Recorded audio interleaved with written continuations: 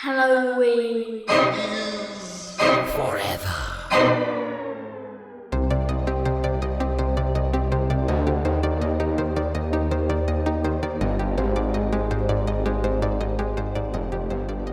Hey, Steve, my boy, how you doing there? Hey, how's it going here? Pretty good, Brian. Welcome to 2025. The future. We're here. We're in the future. The future is now.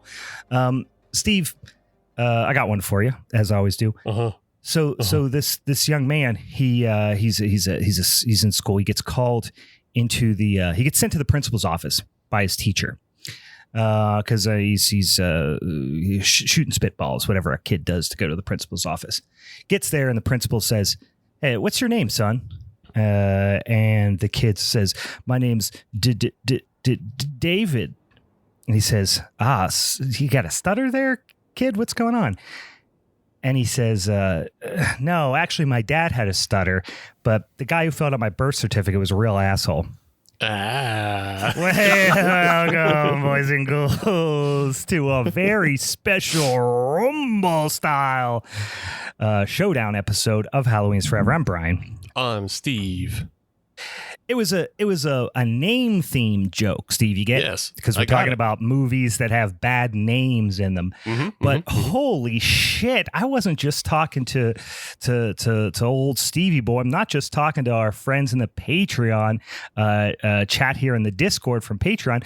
We got a full motherfucking house here tonight, Steve. Holy shit! Can you explain to the guest real quick, and we'll spare us the rules for now because we'll get into it in a second, but sure. Explain to him why we got all these sumbitches mean mugging me right now here in the Discord. Brian, I've had this dream for a while since we started the show, but I've been very lazy about activating it. But every January, everybody knows that's Royal Rumble season. Sure is. It's Rumble season, baby. And I thought to myself, why can't I ever have a Rumble on my podcast?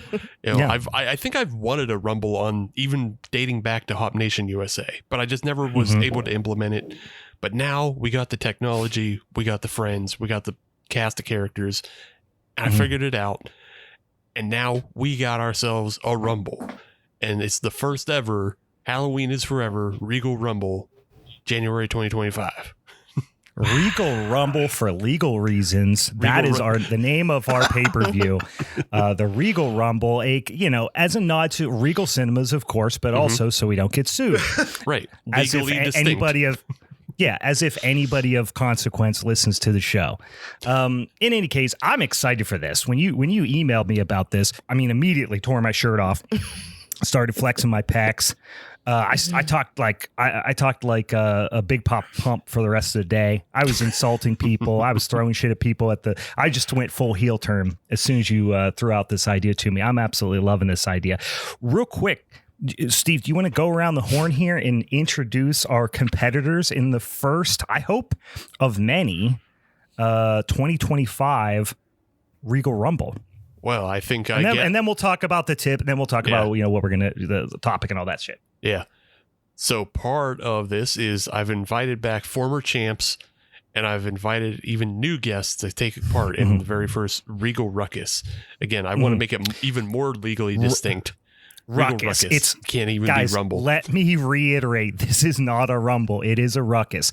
It is including, but not limited to, a Ruckus, a slobber knocker, a barn burner. It can be all those things, but the title card is going to say Regal Ruckus. I'm not getting sued by WWE, but maybe Regal Cinemas and Wu-Tang Clan. That's possible. Yeah. They don't own Ruckus. We're not spelling it. We're not just spelling it with a K, first of all. And second of all, so Wu-Tang Clan can kiss my ass. All right. As far as I'm concerned. I'm starting rap beefs here on the podcast too. Brian's doing the one thing they told you not to do, and he's bringing the motherfucking Ruckus. We told him not to do that. I shouldn't have. God damn it. I always fall into that rabbit hole. And then the other thing I want to say is I am under the impression I don't think Regal Cinemas is in any position financially to sue anybody right now. No, I don't think. That's what I was going to say too. So I think we're all right there. Anyway, so I all the legalese out of the way. Steve, explain how this is going to go and who our competitors are. We have 5 entrants tonight, including myself, Brian, returning from his punishment of last about 2 months ago. Is that when you won and hurt us, Ben? Yes. Yeah, and then he was on there for around Christmas time too with you, right? Talking, right. Yeah. But We forgave and forget. Look, he is a former champ, and he is a bit of a heel, so I'm bringing him in, and then maybe he just catches a beat down on this one, and then we send him packing. So Or I win and I bring something even worse to you guys for the second time in a row. I don't know how you could do that. And I bring hell upon these losers. The last time was barely a movie, but we do welcome, always, our wonderful friend Bigfoot Ben, aka Thank you. Big Top Ben, aka Big Ween Ben. Oh, Back to the show. And I don't want to be a heel. I'm a nice guy, but man, if the shoe fits, I'm gonna wear it today, guys. Thank you very much. You're a what kind of heel? You're a Kurt Angle heel, if anything. You're like an unaware because you're too nice to be a heel. Yeah. Okay, I like that. Yeah. He plays the good guy, but still does bad things. Right. Yeah, I like that one. Thank you. And then from the depths, straight out of the bog, we're bringing back the Boghag. Meg is back. Like, as all great part-timers, as the Brock Lesnar's and the Undertakers and the John Cena's go, she shows up for the important bits. And what's more important than a Regal Ruckus? What up? Happy to be back. The Boghag isn't showing up for a house show. You know what I mean? She's only showing up for the big pay-per-views, the marquee events. She's here. And I don't know if you've been listening to the podcast, but I want to say, and forgive me, I think it was Dan. It might have been Ron. It was one of our Patreon friends made Steve and I almost piss our pants the one night when we were talking about Meg. And they said, I said something about how I've been spreading this rumor that Meg is dead for a long time. And then she comes back and we pretend she's a ghost. It's a whole thing. But they did say, R.I.P. rest in ponies. And it was just a perfectly placed. And then Steve has since created some imagery around that, just teasing the next return. Again, very Undertaker like. I was gonna say, very Undertaker. The cat that was sitting here was my pallbearer. Yeah. He was holding an urn. He was holding it up over his head. Meow. Meow. Wearing an ill-fitting suit. And our final entrant to this evening's ruckus comes to us from all the way across the country, from Seattle. Hailing from Seattle is Hallow Ian of the Hallow Ian Horror Hour, featured on YouTube and local Seattle television network. Yeah. Thanks for having me all. I am the host of Seattle's Scariety Show, where we feature independently made short films, music videos, interviews with filmmakers and horror authors, and have just an absolute blast making the show over the last 2 years for local TV. And you can see us on YouTube as well, as Steve mentioned. Yeah, I love it. And I guess since my character wears so much fringe, I'll just be bringing the madness tonight. Yeah. Oh, yeah. Oh, yeah. The cream rises to the top. I'm excited. I'm excited for this because here's what I'm seeing. I'm looking around the room here. I know Ben is kind of a what's his freaking name? The Brian Danielson. Kind of a what's that guy's name? Brian Danielson, right? You got it. Yeah. Yeah, that was kind of an era that I didn't watch a whole lot. He kind of even looks like Ben, honestly, if I'm saying it. Ben's like a dark-haired version of Brian Danielson a little bit. He's a crowd pleaser. He's a face, okay? I'm starting to get a vibe. Ian, I know we just met. I'm starting to get a vibe. Ian's a little bit of a face as well, right? He's very nice. He's very polite. He's very well-spoken. Steve's a bit of a wild card. Me and Meg are going heel. I just have a feeling we're going full ass heel on this episode. And we have quite a variety of films, guys. If you'll recall, the topic that our social media friends and listeners, once again, if you want to help us vote on what our showdown topic's going to be, if you want to suggest topics, you're going to go on our spinny ass old wheel. So for the first Monday of every month, we pick them and then we vote on the social medias, and then somebody picks a topic, and then we have to pick movies associated with that topic. That topic this time was good movies with shitty names, shitty titles. Right. So we've each picked a movie that we think is a really awesome, fun movie, but has a really dog shit title. And we're going to talk about why that is the case here in a hot second. We have quite a variety of movies here. We have everything from like so bad it's good, funny, to very serious, to kind of disturbing, to very silly, and everything in between. So my point is, at some point, somebody's getting salt thrown in their eyes. I might turn out all the lights and they set the soles of someone's feet on fire, straight Papa Shango style.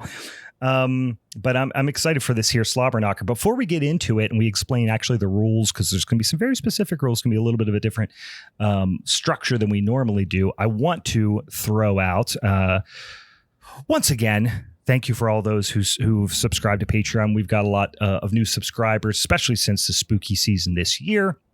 A lot of great new engagement, new folks in the chat and all that sort of stuff. We love to see that. If you're interested, go over to patreon.com/Halloween is forever.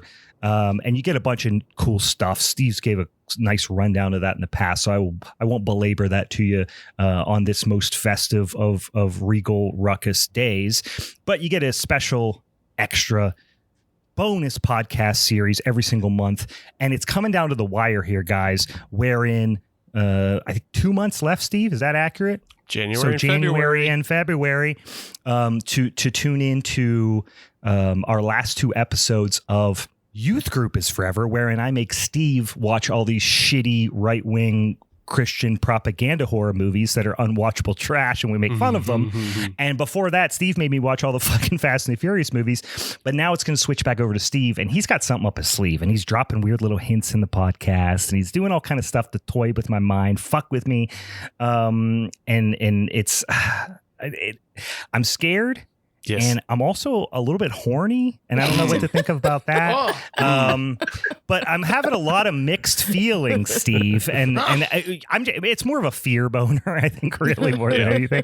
But I'm scared, and I'm horny, and I'm excited, and that's all going to kick off in March. But I'm going to be bringing the pain for the last 2 episodes of Youth Group is Forever. So if you want to check that out, go over to patreon.com/Halloween is Forever, and also obviously follow us on the social medias. Real quick. Before I forget, our guests here, because I will 100% forget, anybody, especially Ian, I know you've got some cool stuff going on over there. Where should we're at Halloween is Forever on pretty much all the platforms. If folks want to, and I want to hear a little bit more also about some of these cool projects you guys that you're doing, but also where should our listeners find you if they want to check out some of the projects you're doing? Yeah, so the main place people can find us right now is on YouTube at Hallow Ian Horror Hour. That is Hallow Ian, so it's like Halloween, but IAN instead of EEN at the end there. Yep. And that's the main place to find us if you're not in the Seattle area right now. If you are listening and you're in the Seattle area, Channel 28's on Friday at 8 p.m. You can see us on SCC TV. We will be branching out. We actually just signed a contract with a distribution company that has said we'll be on streaming services by next spooky season. So new episodes and stuff will start popping up there, hopefully in August, September, October of next year. Oh, hell yeah. Mm-hmm. That's awesome. Yeah. Super excited to check that out. Yeah, it's a really cool process. We've done 12 episodes now, and we released a VHS with Lunch Meat VHS, which was kind of a special. We did a winter holiday special for local TV recently, but it's just like been an amazing way for us to show off some really cool independent films. I heard Fish Piss mentioned on the podcast last week. The folks at Janice.Glick have actually had 2 of their short films air on our show. Oh, nice. We've interviewed a bunch of those folks. We've done a lot of branching out and doing like cool music videos. We had a Krampus impersonator come on the program to do an interview. So we do in-character interviews.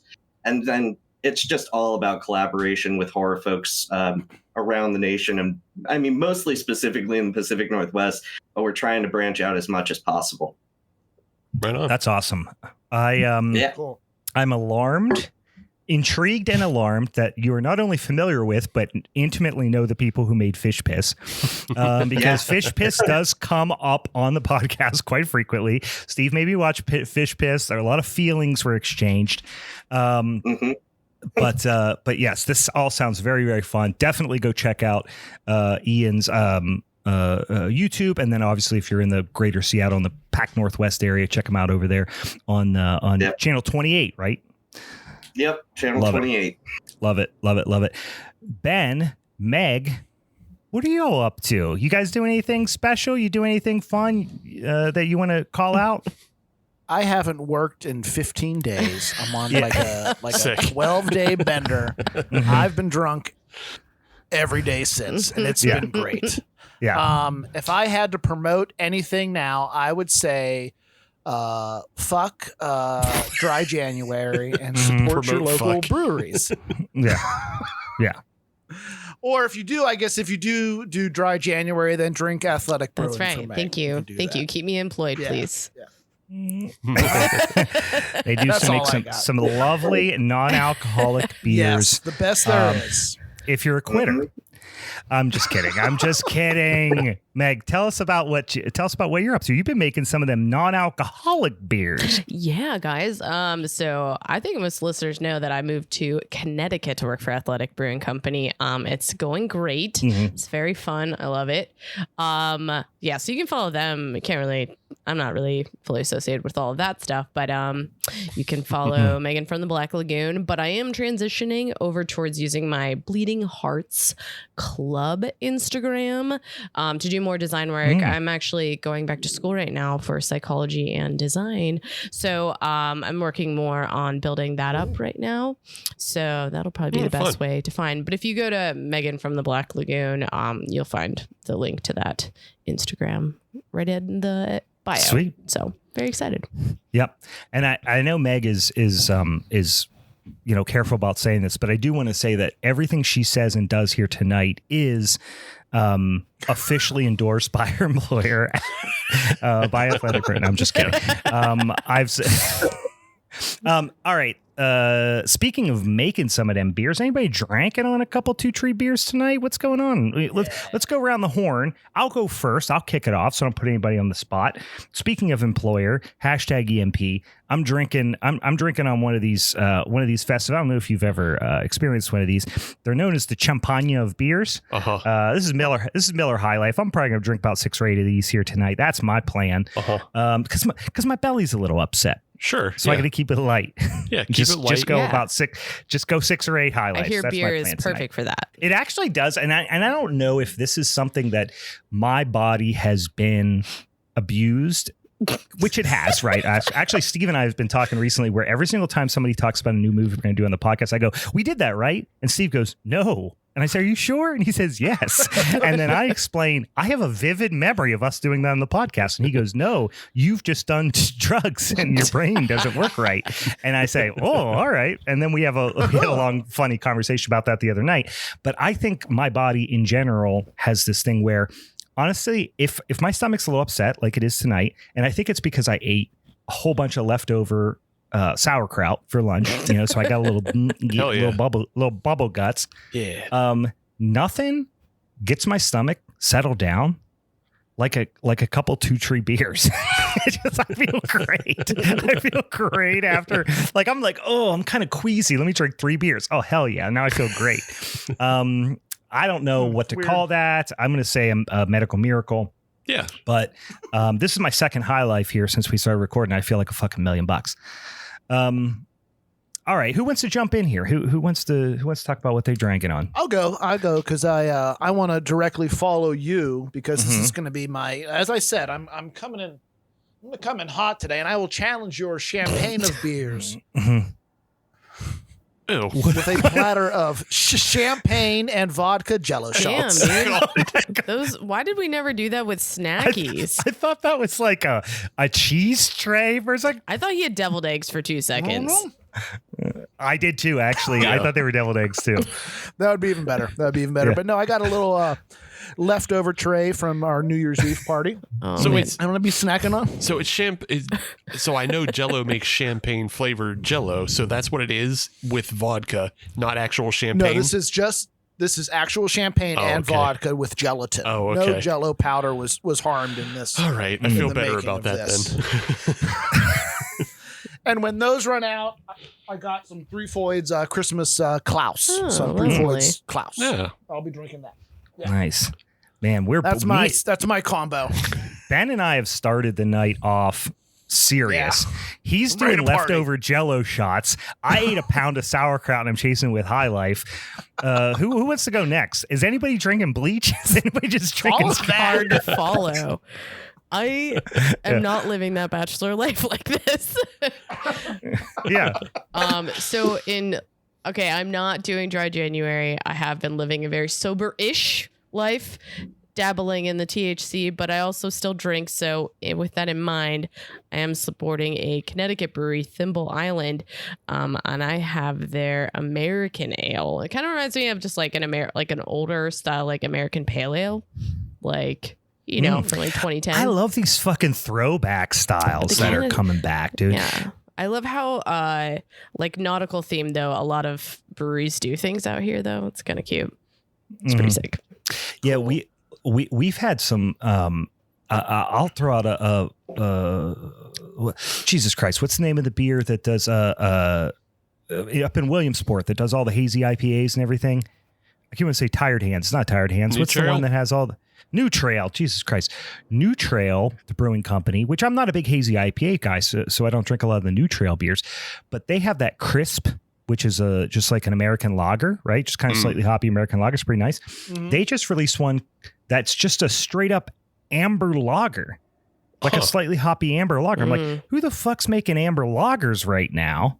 You know, But I'm buying it and I'm drinking the fuck remember, out of it. Like a very distinct moment, like when I first moved to Pittsburgh, and like it was so weird to do anything other than like, you know, just like a standard amber ale. Like I was working at Rivertown, so Scottish ale. Oh my god! Oh yeah, Holy shit! Like it blows my mind. It's just like now it's weird to be like, you know, this like amber lager over here makes me pretty happy, but also it feels mildly surreal. Like somehow I'm like, did someone miss an era that we're like it's coming back around. If I would have said 5 years ago, like, hey, this brewery that's like red hot right now is going to be putting out a 15 pack of their American amber lager, that would have been laughed out of the room. Absolutely. And now I love it. I love that we're just getting back to fucking beer flavored beers, man. And as a curmudgeonly craft beer guy who's been in the game for 15 years and has, you know, oh God, more than that now, and has been, you know, through all the ups and the downs and the hazies and the sours and the wackiness and all this stuff. Like, it's cool to just like drink some fucking nice beers you can drink in quantity without dying or getting diabetes. So, all right, and I'll get off. Isn't that what was what Fat Tire was too? And they just changed that recipe big time, right? Yeah, big breweries. I mean, they're they're always behind the trends a little bit there, and you know they obviously have just set the world on fire with their IPAs, and especially like New Belgium's IPAs are the mass market IPAs now. Like you go to any convenience store and you can get a 19.2 ounce or whatever they are of the Juice Force or whatever, Juice Bomb, Voodoo and Ranger, every single brewery in the world is chasing that. So they're much more like mass market. You know, they're not less. It's crazy. I see people walking into Sheetz. For those of you who aren't from where we're at, Sheetz, a little, you know, not little, quite big, but convenience store chain out here. People walk into the Sheetz and I'm like, dude's, you know, looks like he's about to go grab a High Life, right? Or freaking Natty Daddy or something. And he walks out with like 4 cans of Juice Force. And it's just like, it's a mainstream beer now, which is like no disrespect. They make good beer, but yeah, it's funny because they abandoned, you know, and had to reformulate Fat Tire. And you know, I think they probably ultimately killed that brand doing that. Yeah, and I believe so, and now those beers are obviously coming back in style again. It's wild. I'll jump in here. I found the one local beer that's not an IPA in the Pacific Northwest. Like that's like all we've had for like 20 years. It feels like is just variations on IPAs and hazy IPAs. But this is from Black Raven Brewing, and it's called the Kitty Cat Blues. It's just a like very mild blueberry pale. early iterations of this beer did have catnip in it, but I don't think they're doing that anymore. And that's why it was called Kitty Cat Blues, but I'm not seeing catnip listed as an like anymore. Oh, it's not FDA approved, I assume. That's funny. That'd be really funny if it was. Well, I'm Something sure like you can buy it. Like I bought, weirdly enough, over Christmas, I bought my kids, I 8 and 10-year-old daughters, and they love to like mix little weird shit, So I bought them like a bunch of just stuff online to just make like quote unquote potions, and they just like to get little bottles and mix herbs and dried flowers together and hot water and make them, and then put food coloring in them and make just little like, and then just name them wacky witchy shit, They love doing that for hours. And I bought them this big box with little baggies of like 100 different herbs and dried flowers. And one of them was catnip. And I was like, oh, I didn't realize catnip was actually like an herb. Mm-hmm. Yeah. Yeah. Yeah, I didn't realize that. Yeah, I don't know. So maybe it is FDA approved in that, like, it's just we never use it because it has no like value to us as like flavor or taste. It doesn't do anything for us. We don't like it, but we can have it if we want. It's like my buddy who used to own a brewery in Frederick, Maryland, who put the beaver anuses in in the beer. Yeah, because of the vanilla flavor. It was just like a fun little I don't know, quirky thing to do. Yeah. You know what I mean? Nobody's out there going, boy, I want a beaver anus beer, but it's a fun talking point. Speak for yourself. What was it? One of the original Colorado craft breweries, the Wynkoop, started by putting fucking bull testicles in, one of their porters or stouts or whatever it was. So a long history of fucking gross stuff in beer. Speaking of gross stuff in beer, what kind of gloop glop bullshit are you drinking on, Steve? Hell yeah, brother, you called it. Actually, I'm not too down the gloop glop hole, but you were mentioning diabetes, and I'm like right in line with that. Just a little nice Victory Merry Monkey coming in at 10%. Damn. The Belgian style ale with the cranberries and the orange peels and the cinnamons and the nutmegs. Still live that last bit of Christmas season there. As you should. Yep. As you should. Soak it up. It's not even the end of the 12 days of Christmas. We're recording this on January the 3rd. We're not even at the end of the 12 days of Christmas, guys. Keep on celebrating. Why the fuck not? We're not even to Orthodox Christmas yet, where I get my halushki and stuffed cabbages. That's true. You still got that other fake holiday in front of you. It's called Orthodox. It was first, Brian. God's dead. Anyway, let's get into this, Steve. We've been talking about beer skis. We've been talking about Patreons and all types of spooky stuff. Steve, tell them how this is going to go down, because it's going to be a little more structured than it typically is. Yeah, a little more structured. It's going to be not as in depth as we get into some of the other showdowns. So here's how it's going to work. Like any other similar Rumble-ish thing, not the Regal Ruckus, but similar to the Regal Ruckus, we're going to have random entry of all the participants. And we're going to start with 3 participants in the ring. And all 3 participants are going to take 10 minutes to present their film. They're going to tell us why the film is good, why the title's bad, and if they have any alternative titles for their film, then they can present those as well. Oh, alternative titles. I like that. Like that little twist. Yeah. Yeah. If you can come up with one, put it out there. We're going to go through 3 entrants, and once 3 entrants have presented their films, they're going to debate, and they're going to go through a voting process, and whoever loses that vote goes over the top rope and is eliminated. And that's when we bring in the next entrant. Now we're going to bring those in randomly through picker wheel, and we're going to keep doing this until we get down to a final 2 entrants. The final 2 entrants can make one last plea for their film, and then all the other entrants who were eliminated, as well as the patrons in the Discord, will vote who wins the first annual Regal Ruckus. Yeah, this is going to be fun, and I'm going to get drunk. All right. I like this a lot. Okay, so Steve, should we now, I guess, announce who the first three are going to be? You're going to spin that wheel, right? Here we go. The first entrant into the first annual Regal Ruckus is Ian. Oh. Okay. So Ian will be presenting his film Noroi, the Curse, or Noroi. I am not one to pronounce it, so it's up to him. But he will be presenting his film first. Okay. And the number 2 entrant to the first annual Regal Ruckus will be me, presenting Crawl from 2019. Yes. Ooh, ghosts and alligators. I love it. I love we're getting into Japanese ghosts and alligators. Japanese ghosts and alligators. And the number 3 entrant is Brian. Wow. Oh, I good. love this for me. This is I great. know. Good. Get to sit I'm back. bad cleanup, brother. Damn. Yep. Think Japanese of alternate ghosts. names for my movie. Yeah. So do we Japanese get to vote ghosts, as well? alligators, ventriloquist dummies. No, you don't get the vote, Meg. It's whoever's in the ring. Okay, which perfect.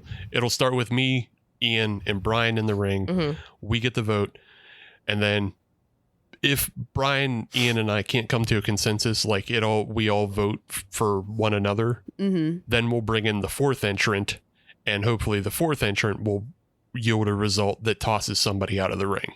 Weird. Okay. I love it. With that said, I think we're all ready to go, and that means Let's get it let on. me bring up a timer here, and you'll have 10 minutes to present your film. And if you're not done in that 10 minutes, you're going to get the buzzer. Great. So I am talking about Noroi the Curse, 2005 Japanese found footage film from the same director as the Grudge versus Ring battle that kind of happened around that time as well. I'm Sadako and the other ghost. We follow a documentary director, Kobayashi, as he is connecting all of these different mediums to this case of this city that's been damned.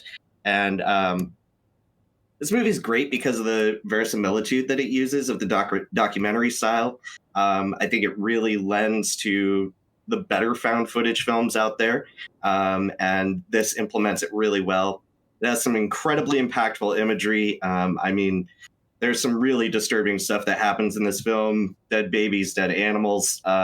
It's very disturbing, but in a very interesting way. Mm-hmm. And it does something that Asian found footage does so well in implementing the viewer. Others example like The Ring or recently The Incantation, where like by watching it, you now have the curse placed upon you. Mm-hmm.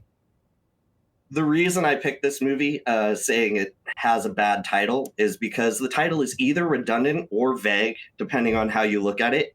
Noroi is Japanese for curse. So it's either Curse the Curse, or it is a translated title, which is still vague in itself, because the curse does not really explain anything that's happening in the movie. Like, only the thing is more vague than the curse, I think, in that way. I like to imagine it's the curse colon the curse. Yeah. It's not the only movie, Japanese movie that would adopt that convention, that naming convention.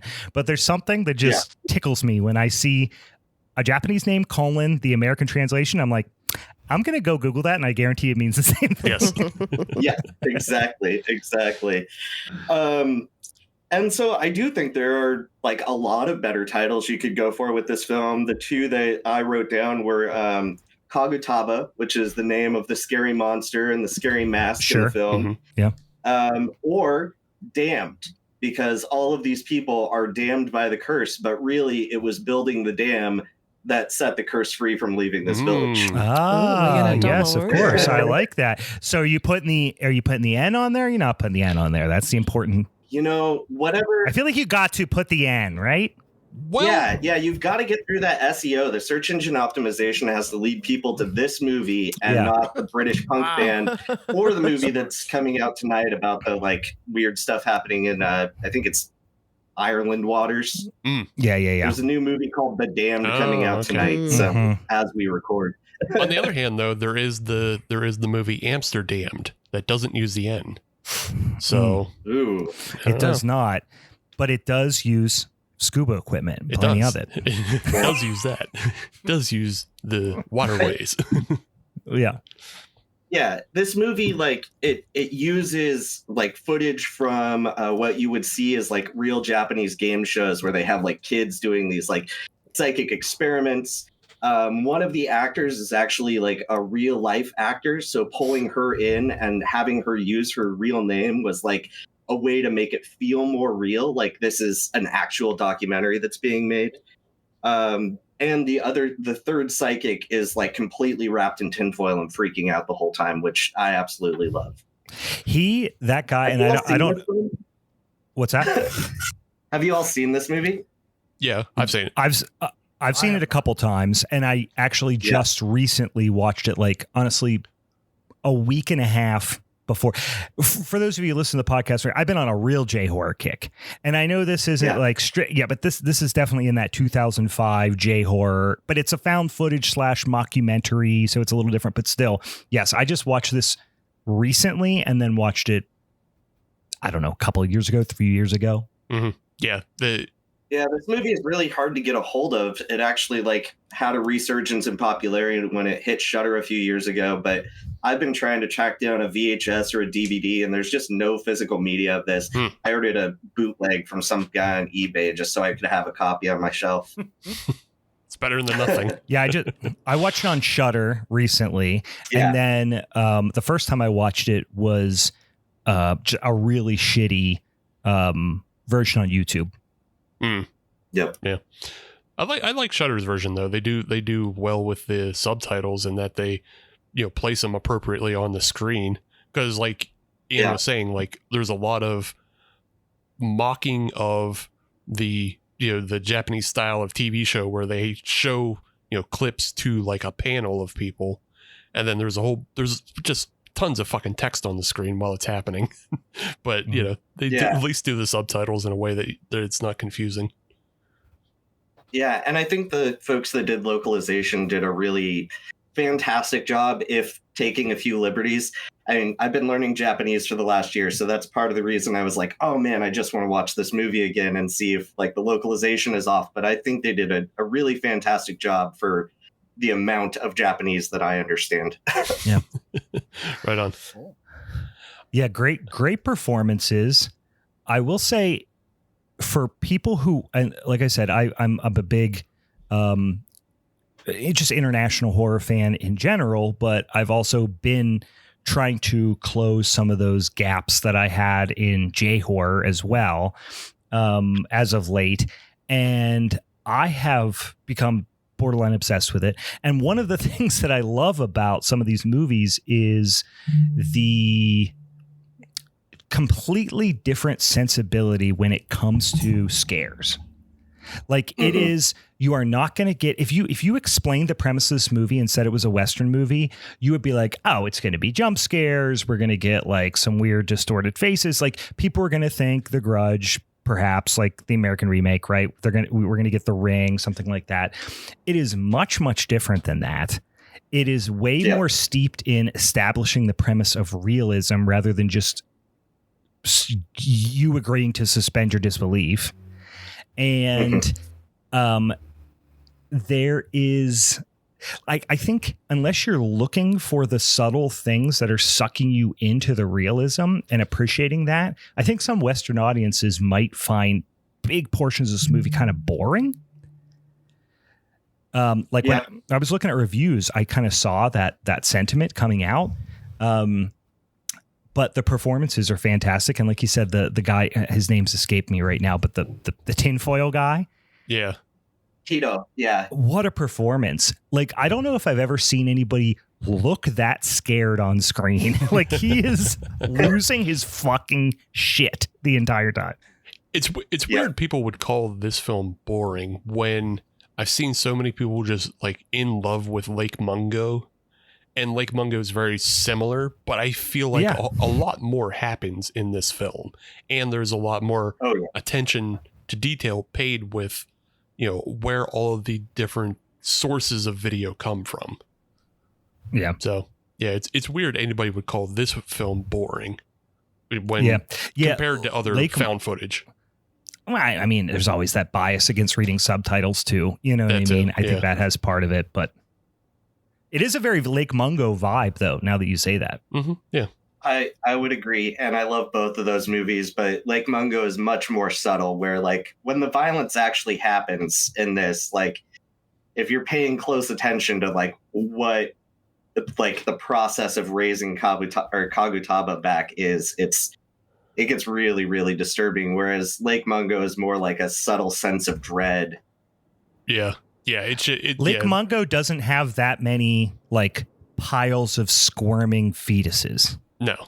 Yeah. Yeah. Lake Mungo doesn't have a woman setting herself on fire. Yeah. That's true. That's true too. No. All right. Last minute, Ian. Defend your movie. I mean, I think that's it. I think I covered all my thoughts. This movie's fantastic. There's a lot about the plot that I could go into, but for the sake of time, I think I'll just see who's going to enter the ring next. 3, 2, 1. It's me. It's me. It's big old Steve. It's me. It's the big Steve. And I'll be talking about 2019's Crawl. Directed by Alexandra Aja, produced by Sam Raimi, and starring Barry Pepper and Kaya Scodelario. This movie is pretty fucking great, and I hadn't seen it until recently because it had a bad title, and I skipped over it. I said, I'm not watching a dumbass movie called Crawl. Then I actually watch it, and it's actually a lot of fun. It's a tight film that's under 90 minutes, and you get like gator scares, gator violence, hurricane violence, and none of that has to do with crawling. That's true. Very little crawling happens. I kind of wish they would have called it like the hurricane or something, because then of course it would have brought back specifically for wrestling purposes visions of the natural disasters. Sure, yeah. And then Earthquake and typhoon. Yeah. Right. Hey, How do gators get around, guys? I'm pretty sure they crawl, don't they? No, they don't. That seems relevant. No, they don't. They swim Ben. primarily. Half the movie takes place in a crawl Most space. attacks probably in this movie happened on land, if I have to assume. Ben. Sorry. No. I just want to ask you a question, Ben. How does your dog get around? Does your dog crawl on 4 legs, or does it walk on 4 legs? Oh my god! I'm just wondering. Just because the gator's low to the ground doesn't mean it's crawling. It's standing right up on its legs. It's walking. You got a good... That's a really good point. God damn it. Yeah. Proximity to ground, is that what we're really going with here, Ben? That's what he Wiener tried. dogs, their belly, wiener dogs, their bellies will drag. They'll drag, but they're still walking. When you tell whatever the queen's fucked up inbred dogs are, what are they? Corgis or something? Yeah, corgis. Yeah, those still walking despite only having an inch of clearance. Nothing crawls. But yeah, so Crawl is just a real quick story about, hey, there's a girl, she's at swimming practice, and then for some reason they don't know that there's a hurricane a-coming. And then she goes, oh, my dad, he's a dumbass. I got to go save my dumbass dad from his house that he won't stop, trying to fix up and sell on the market in Florida.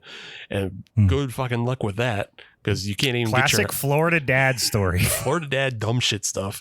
Not leaving the house when you should. Not boarding it up early. Trying to sell it in a market where you can't even get insurance anymore. Sorry, dumbass Florida dad. You done fucked up. Dumbass Florida dad. She arrives at the house, hurricane's in full tilt, and she finds her dad has been attacked by a gator in the basement. Now, I think they were trying to aim to call this a crawl space, but but here's the problem. She stands up a whole lot inside that basement. Like when she's dragging her dad, she's standing up, dragging him. So the dad's not crawling? No, he's knocked out on the ground, and she's pulling him to safety. Dragged. Yeah. Yeah. And then eventually, by the halfway point of the film, it's already filled up with water, so they're swimming anyway. There's no more crawling. Yeah. They're just Can't swimming. call it swim. Yeah. Can't call it swim. Could call it a whole bunch of other things, though, which is one of my main points as to why this is a bad title. Mm-hmm. when you go into what it's called in other countries, it's not called crawl in other countries. Okay. Noroi, that's called Noroi in every country. It's called the curse. It's translated to the curse in every country. Magic is translated to magic in every other country, except for sometimes it's called black magic, but that's still magic. Crawl in other countries, it's called the Jaws of Terror in Israel. It's called Hell in the Storm in most Spanish-speaking countries. It's called a whole bunch of other things about hells and storms and terror, and none of it has to do with crawling. It's only dumbass Western, like Australia, UK, stuff like that it gets called crawl. Impressive research. Yeah. So it's terrible titles. I do want to point out, among the funnier things about this film is this film is just completely brutal to its protagonists. It treats this girl and Barry Pepper like Marv and Harry in Home Alone. She really does, yeah. Aside from the bricks flying from 3 stories up and hitting her square between the eyes, she's really getting the Marv and Harry treatment. Yeah, like they both are. Like they're bit multiple times. Barry Pepper loses an arm. Barry Pepper has a sad Titanic drowning scene where he just like he's drifting to the bottom of a basement, like with that wide-eyed open look going on. And they just could not give a fuck about these two protagonists. It's just constant, like, merciless to them.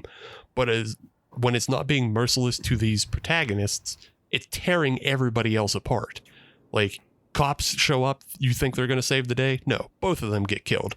You ask the two of them if they like alligators, both of them say no. Both of them say no. How in the hell? How in the hell? They're cops. They're cops, that is why. One of the great attacks in the movie is, as the lead character is in the basement trying to get somebody's attention, there's a bunch of punks over at the local gas station stealing an ATM machine because there's nobody else there. And she gets the attention of one of the punks, and in the background, another one gets taken down by a gator. And it's just because the storm is so loud and because, everything else is going on, he doesn't notice. And it's just a great bit of slapstick, which is like a lot of this movie. A lot of this movie is mean, dirty slapstick. And on top of that, she was a ginger with cornrows, so she had it coming. So. Also, that's just a Florida Tuesday afternoon. You know what I mean? Exactly. Yeah. A ginger with cornrows getting eaten by a gator at a gas station. Yeah. I think is on the flip side of the Florida flag, if you look at it. Yeah, it's there. It's part of the just kind of the crest when you walk into any official government building. They're asking if you want the cornrow treatment. Do you want the cornrows? Which brings me to my alternate title, though. I think a far better title for this film, considering that they're under siege by the hurricane. They're possibly going to die in a shoddily built house. They're getting attacked by gators. And then on top of all of that, their system of levees to protect them fails. I think a far better title for this movie is 100 Ways to Die in Florida. Just that's solid. Yeah, that's good. I like that. Honestly, for a split second, I thought you were going to say my alternate title is Under Siege starring Steven Seagal. Can I tell a quick story? Speaking of that movie. You know what, Meg? Go ahead. I'll cede my final 2 minutes to you. No. For I mean, quick story. You can keep your 2 minutes. I can tell later. It's actually, but I had a friend staying at my house watching my animals while I was out of town, and I came back and went back to work, and he kept on being like, "Did you find my present yet?" And this has happened. This is like a month and a half goes by, and he keeps asking me, and I say no. And right under my nose, literally in front of my face in the stack of VHSs, he bought, I think there are 6 Steven Seagal movies now in my on my shelf. Wow. And one of them was that one. It was pretty solid. We were just, I think it might have been like, just, I was close to Christmas and just sitting there and I looked down and I'm like, huh. That's the gift that keeps on giving. That was it. Right there. And then I kept finding more. I kept Surprise. finding more. It was great. Anywho. All right, so I'll make my final plea for Crawl as being a good movie with a bad title.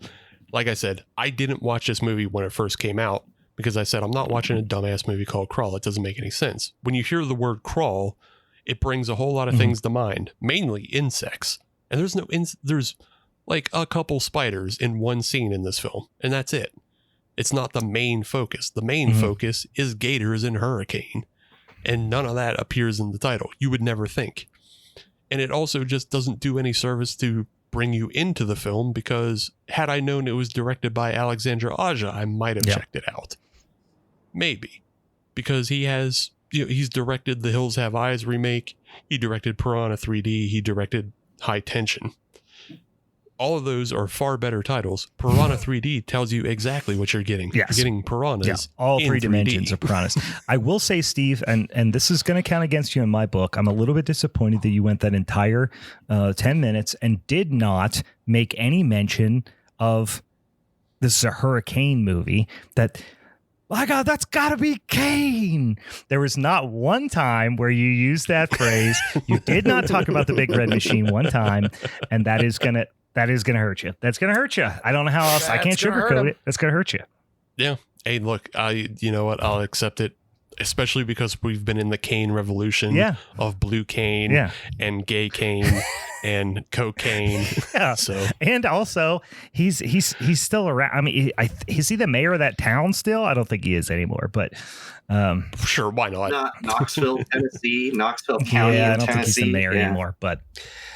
That would have been great if they were like, because they do. One of the funny things about this movie is they get surprised by a hurricane, which typically doesn't happen. Right. Typically. That's one of the things you get the most lead time. Now you can get surprised by a tornado. You can get surprised by a flash flood. Hard to get surprised by a hurricane these days, but it would have been funny knowing that they did, in fact, get surprised by a hurricane to go outside and be like, oh my God, it's Kane. It's the hurricane. Oh my God. My God, that's gotta be hurricane. Yeah. Anyway, all right. No, it's a fun movie. I'll keep my criticisms of it until we start ruckusing here in a moment. But it's a fun movie. 3, 2, 1. It is my time to shine. I'm born to shine. I'm a freak of nature, right? So normally you get a 50% chance, right, of losing this. But there's 3 of us, which means I got a 33.3%. Never mind. I was going to do that whole big Papa Pump. Do the Steiner math. Big Steiner Can't math. do the Steiner math. All right. So I'm going to talk about 1978's Magic, which was directed by Richard Attenborough, who, very recognizable director name. He directed a lot of fantastic films, including The Great Escape, A Bridge Too Far, Miracle on 34th Street, Gandhi, guys. Anyway, this was based on a novel by William Goldman, who also wrote the screenplay. So it is, I've not read the book, but it is apparently remarkably faithful to the novel. It's about, so I'll say, who it's starring. Star-studded cast, the great Sir Anthony Hopkins as the lead, playing Corky Withers. We've got Anne Margaret playing the kind of love interest, Peg or Peggy Ann Snow. What a great name. And then one of my all-time favorites, Burgess Meredith as Ben Green, aka Gangrene. And then Ed Lauder plays a supporting role as Duke. We have a handful of other folks in there. Jerry Hauser, who plays a cab driver, who on his profile on all the online IMDb and all that stuff looks very much like I'll say a certain billionaire who owned an island and was a sex trafficker. He looks very, very much like him in his picture. A little bit. a little bit. Anyway, So Corky, played by Anthony Hopkins, is this magician who's kind of floundering in his career. He starts using this ventriloquist dummy he names Fats at the suggestion of his like kind of longtime mentor. Interestingly enough, originally they wanted to cast Gene Wilder as the lead in Anthony Hopkins' role, which probably would have went well, but Attenborough specifically said he did not want any comedians involved because he didn't want it to take away from the seriousness of the feel of the film. Corky, Sir Anthony Hopkins as Corky, actually learned ventriloquism for the role, which is such an Anthony Hopkins thing to do. He's a really, really unique, super memorable character. He's this introvert, but he's extremely talented. He's kind of a ladies' man too, which is kind of weird when you first see him. He's kind of on the verge. He starts getting more and more popular. He's on the verge of nailing this big TV show. Burgess Meredith Green is his character's name. He's his agent, his like longtime old grizzled kind of shitball agent with a heart of gold, if you will. And he is just about to hit it big. And he's got this fear of success, essentially, right? He also is worried because he knows, and the audience obviously knows, that he's kind of cuckoo bananas, right? He's kind of batshit crazy.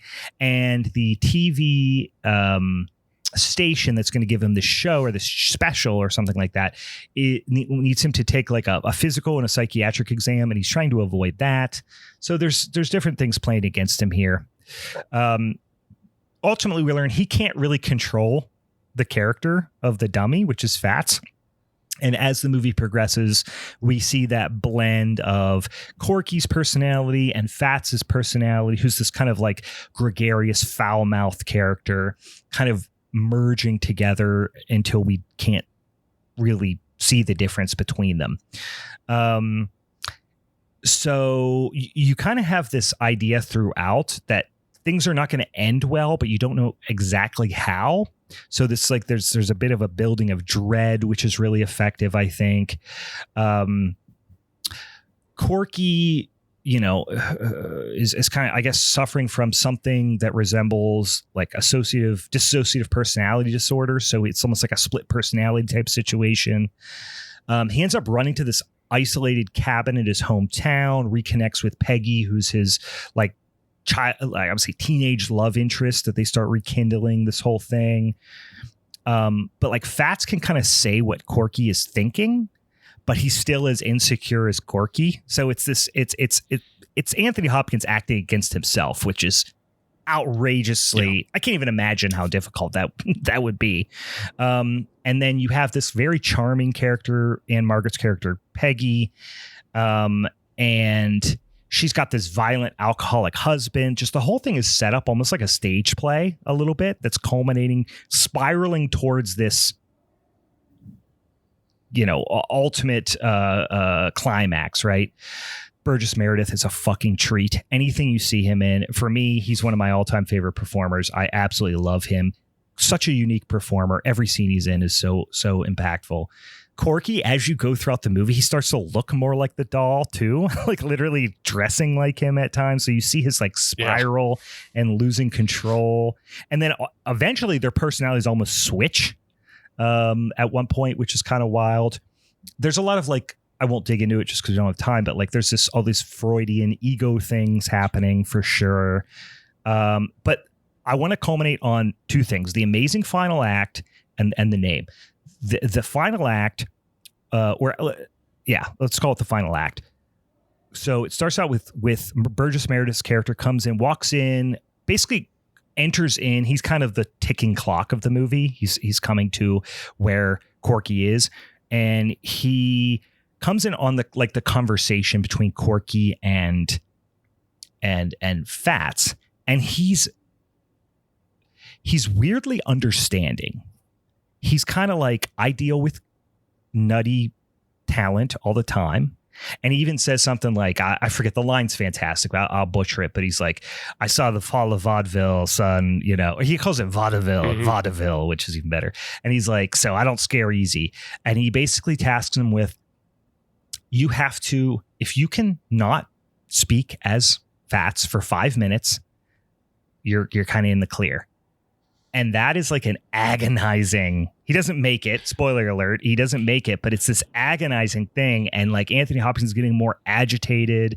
And the line he delivers when he's like, you know, this is pretty cruel of you or something like that, he says to it. And he's like, I don't mean it to be. And he says, oh gosh, what is it? He goes, he says, I'm not going to forgive you for this. Yeah, he goes, I don't know if I can forgive you for this. And he's like smiling, though. It's such a chilling scene. Yeah. It's so chilling. Yeah. But in any case, Fats does, you know, convince Corky to kill him. There's this terrifying scene of him chasing this old elderly man, like drowning him in a pond. Ultimately, they kill the alcoholic husband. So spiraling towards the end, it's heartbreaking because Corky tries to get Peggy to run away with him. And it's looking like it's going to happen. But then Corky, aka Fats, like they're interchangeable at this point, basically sabotages his success, his quote unquote success again by like explaining this card trick that she does as like that he has done as like a pickup routine. And also obviously, basically releasing the idea that he's also cuckoo bananas, right? So Peggy's like, oh, also you're a womanizer, and you know I don't mean anything to you, and also you're cuckoo bananas. So it's this like devastating reveal. Fats wants Corky to kill Peggy. He ends up trying to kill himself instead. But then the most heartbreaking ending, they're both dying. By both, I mean just Corky, but Corky and Fats. And Peggy comes back and it's just kind of like, I'm cool with everything. I don't care that have whacked out poo brains. I'm going to run away with you. Everything's going to be great. I've changed my mind. And as she comes back, she starts talking like Fats in a very vague ending that I love. Yeah. Because, and I saw 30 seconds. Yeah. And so it's very vague. It's very open-ended. Also, this was released right before Halloween, so that killed its momentum in the box office. And the name is Magic, which tells you absolutely nothing about the movie. It's a shitty answer, or shitty name. It should have been called Dummy or the Ventriloquist, or something along those lines. Like, Magic tells you nothing about what's happening in the movie. And there's nothing supernatural, so it's an even worse title. Okay. I disagree, but that's all right. That's all right. Yeah. All right. So Brian's time is up. We're now into the first voting block between Brian, Ian, and myself. And I just want to open up discussion with Magic that Magic is a perfect title for it, because even though we don't see a whole lot of like what you think of as traditional magic, ventriloquism is a type of magic. Sure. Like it's known as it, like it has its roots in necromancy. It's where it got its start. It is a type of magic. It has like the misdirection. It has the patter in the scripts of magic. So it is a type of magic. And what the film is trying to do throughout the entirety of it is trying to convince you or lead you down a road that makes you think Fats is alive. Because even before this film, we've seen a number of ventriloquist dummy, either TV shows or that movies. Is in fact supernatural. Yeah. And Devil Doll comes to everybody's mind right away with Mystery Science Theater. Mm-hmm. Like, I want ham. Yeah. Like, can't have ham. You can't have ham. Everybody remembers that. Yeah. So I don't disagree with you. I think it makes sense. The title makes sense. It's just, for somebody who doesn't know anything about the movie besides it has a killer ventriloquist dummy, it doesn't exactly suck you in, right? So it's kind of the inverse of Crawl, in that Crawl tried to throw a title out there that sounded like a 70s exploitation movie, and it fell flat. This one tried to be overly artistic and thoughtful, and I have no doubt that they had a rationale, probably not dissimilar to the one that you just gave, as to why this is a great title, but they talked themselves into a fucking corner, because when you hear, hey, I'm going to see a movie called Magic, I think that it's a big reason why this movie has, up until recently, I would say in the last 3 or 4 years, it's experienced a little bit of a resurgence. As a lifelong horror fan, I didn't even know about this movie until like 5 years ago. And I think part of that is because it does not have a genre type title that grabs your attention. You know what I mean? Yeah. And that also, how much is that also just like it wasn't available to watch anywhere? Like I watched it on Prime for this episode, but like I don't think I've ever seen it in a VHS or anything like that. It's just not a film. Like, it's not a film that was talked about, so maybe there wasn't a physical copy that was demanded for. Yeah, but that's Anthony just more reasons why you didn't see it. It's a big actor. It should have been at the forefront, and I think it suffers from the phenomenon that we've talked about on the show 100 times, which is shitty title, and it doesn't grab your attention, and you need that in genre films. Sure. But also at the same time, that title is also tied to a William Goldman work.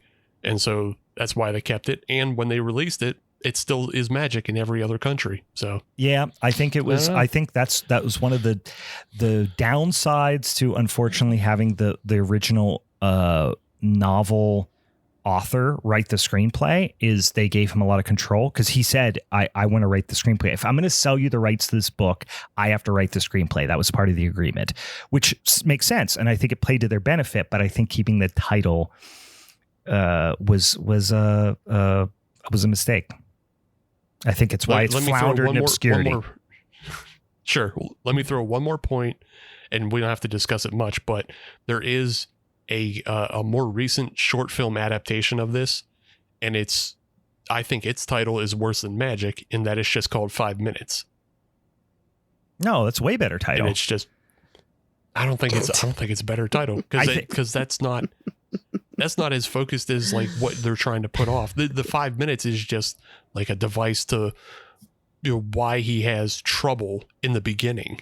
I don't think it encompasses the film totally, though. But 5 minutes is like the stage time, the idea of doing a tight 5 on stage. Right, yeah. So it has the same amount of like double meaning as the original one, and it makes me wonder what it's about. And it like that tight amount of time suggests the premise is got some time-bound anxiety around it. Magic sounds like a half-finished shit title of a, some sort of like clickbait Tubi Disney ripoff thing. Magic, the fairies that do things in the castle. You know what I mean? Or some shit like that.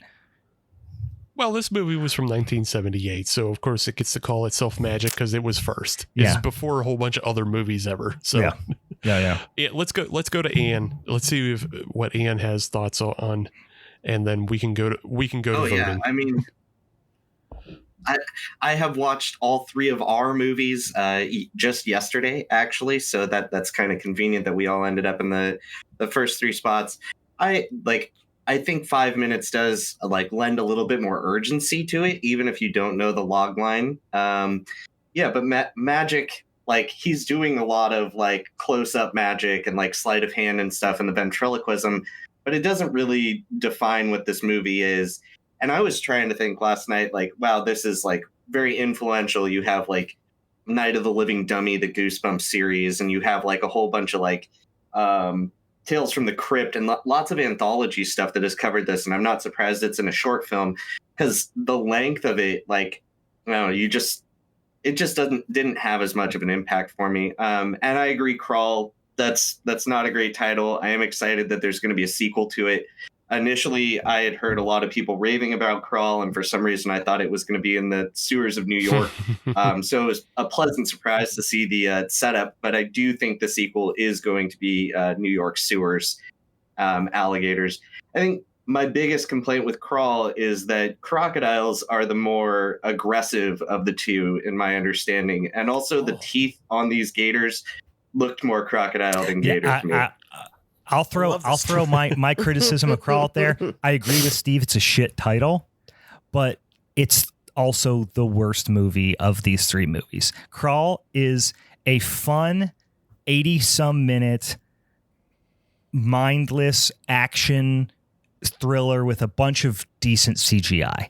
I think it is an underappreciated movie that has got shit on because it has or hasn't gotten as many eyes on it because it has a shitty title, but you can't say it's as good as The Curse or Magic. That's my take. I don't know. I personally think it is a better movie than The Curse. But that maybe just be my found footage bias. I think The Curse is fine. It's enjoyable. I think it has a fun mystery that unravels, which is a lot of fun to follow.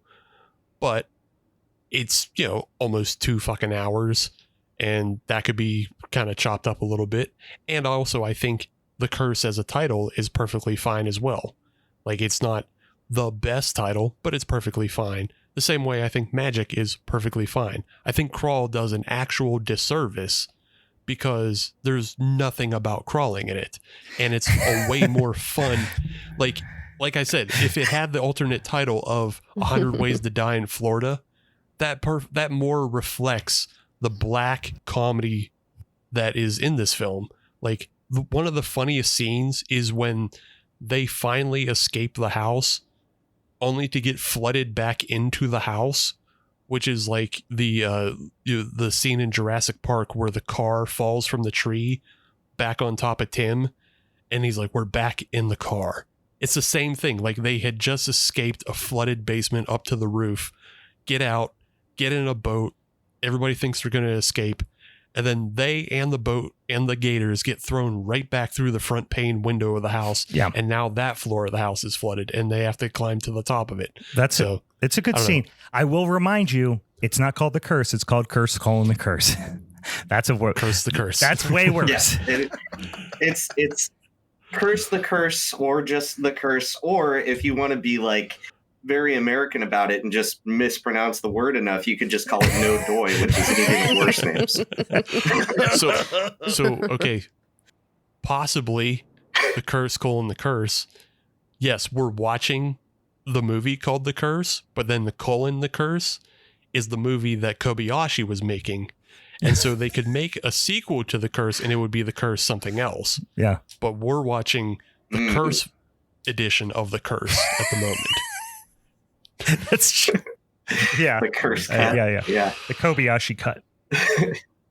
All right, let's get into voting. So remind the listeners, what exactly are we voting on? Who should be thrown over the ropes? Yeah, who's getting thrown over the top rope? It's very similar to how we do voting at the end, but in reverse. So we'll let Ian vote first since he was our first entrant. Whoever he votes for is who he's voting to put over the top. And then we'll go to me and then to Brian. Okay, I'm going to vote for Magic. Ooh, a twist. Okay. A twist. Ooh, good Lord. Good Lord. It's when you team up to push Kane or the Big Show out, you know? So, hey, this is tough because... It doesn't matter, Brian. It doesn't matter. Because it goes to me. It goes to you. Yeah, because it goes to me. Yeah. And you're getting thrown over the top rope, bud. It is 100%. It is 100% Crawl. And as I'm getting thrown over the top rope, I am going 2 double middle fingers at Crawl. Thanks for coming, Brian. You rat fucks. Hope you had I'm throwing a tantrum on ringside right now. I'm stomping. I'm punching the thing. I'm yelling at kids in the front row. I'm fucking furious. I'm fuming right now. I'm Mark Marrow right now on the side, just going fucking buck wild. Look, Ian has it nailed down. I think yours is probably the best film. Yeah. And so I can't have you going deep. Yeah. So I have to toss you now because it's going to be that type. You know what? I'm going to be a thorn in your side later on though, because I'm coming back from the back room, liquored up and pissed. We'll see. We'll see how it all shakes out at the end. But I just know I have to toss you quick because, look, I know these other jabronis I can get rid of, but you're going to be in trouble. Oh, he's going full heel. I'm telling you, I'm coming out of the back. Mark Marrow. I don't know why I picked Mark Marrow, but I'm going to have Sable distracting you. And then I'm just coming with the steel chair right to the back of your dome. Well, you think about what you got planned and you just head on to the back because our next entrant into the Regal Ruckus is... 2, 1. It's the Boghag. Coming to the ring. I love how all the entrance musics in my head are all the Big Show's theme song, just saying the different things. Yeah, mine too. The Big Show over and over. It's the Boghag. Many times tonight I've been like tempted to just come on when you guys say my name and I'm like want to be like nay motherfucker, but now I just said it and I don't know how it's gonna land. Nay. And maybe it'll be the thing. Nay. Or when you vote, yay or nay, gives a whole new meaning to it, as the horse girl herself. I wanted a real like authentic horse noise. Like I wanted her to really commit to like blow out the mic, make like Steve a bird real call, pissed. but for And do, horses. like a real horse. Yes, Dude, but for I know we're doing a whole thing here. We're doing a whole ruckus, but Meg might be able to answer this question. Do different breeds of horses have different neighs, not unlike bird species? Oh, interesting. I actually don't know. Sorry guys. Wow. Sorry, I guess I'm not I'm not enough of a horse girl here. Wow. So Fail. not that horsey. next time I'm on, then I will come back and report for you guys. Do a little. That's an do a little interesting horse. question, Do a though. little horse research. Get some horse facts. dig your hooves into that one. Good one, Brian. All right, y'all. I am coming to the ring with a movie from 2020, Slaxx, with 2 X's. Now, we've got killer pants. We've got Bollywood. We've got so much blood. And ultimately, the killer wins and capitalism loses. What I loved about this movie, first and foremost, is that it really doesn't overstay its welcome with a quick 75-minute runtime. But Slaxx is a horror comedy, Canadian horror comedy, directed by Elsa Kephart, which, looking at her background, there's really not a lot, but some interesting film titles. And it stars Romaine Dennis as a cashier in a clothing store who, with her fellow employees, is terrorized by a possessed pair of jeans, which we find out is from one of the quote unquote supposed ethically sourced organic cotton farms in India, that a young girl was killed and then basically is in the cotton. Her blood is in the cotton and then haunts the pants and then comes back for revenge. So we have a lovely revenge film. It's very quick. It's quirky. It's kind of awkward at times, but ultimately really fun. So just like this movie, I think my 10 minutes is going to be pretty quick because it's straight into the point that this movie for a long time like threw me off, that I kept seeing it and I, the image and then even the font of Slaxx kind of was like intrigued me, but ultimately because the name was pretty terrible, I just was like, this is going to be such a corny, cheesy film. I don't even know if I want to dive into it. But the first time I watched it, I was like, this is actually pretty fun. And I think because it was such a quick, like, we're in and out, we're getting to the point, this is what's happening. We're also specifically talking about global politics in a sense. It like really had some sticking points, and it's something I've like watched again, which for me, in trying to watch new stuff all the time, it doesn't happen often. So I really enjoyed it. Now, I already talked about how I felt like the title was bad, but okay, I worked with my coworkers today too, because I was like, I came up with a lot of these and even more after work, but a couple of them are pretty good. So I'm just leave a few of them because I do have I probably have like 10 alternative names for this, but I think one of my favorites is ethically sourced, alternative title Waist Cutter, which waist overalls is an alternative name for jeans. So I was like Waist Cutter because it happened a lot. I like that. Let me see if there's anything else I would want to call out. I like this one, Secret Slasher. Like that? Man, no response. All right, guys. Nope. I'm trying to think. That one's worse than Slaxx. Yeah, that honestly, that would Inseam Incarnate. That's Slim Cut Catastrophe. that's just alliteration. Now you're just doing alliteration. You're killing it. I love it. I love it. No, I think some of these are really fun. Maybe just as bad as Slaxx, but I think my top two were ethically sourced and Waist Cutter that could possibly be good alternatives. Playing into ethically sourced specifically into some of like the political angle, which again did not feel too forced, but they clearly wanted to talk a little bit about fast fashion and how terrible it is, and the people who are affected.